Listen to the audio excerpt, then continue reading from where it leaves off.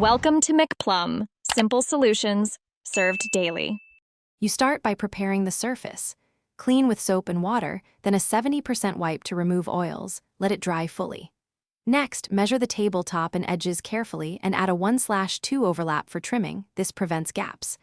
Lay the wallpaper face down, align the pattern, and use a straight edge and sharp blade to cut a precise panel.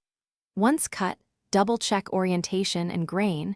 Mistakes now force awkward seams later, so take your time and confirm measurements before moving on.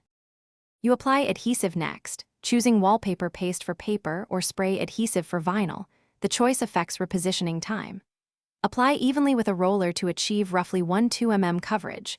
Too much causes seepage, too little reduces bond. Place the wallpaper on one aligned edge first, press down, and smooth toward the opposite side using a plastic smoothing tool. Start at the center and work outward to push air and excess glue to the edges. Once positioned, weigh corners and allow. You finish by trimming the excess with a sharp blade and a metal straightedge for a clean edge. Cut in small controlled passes.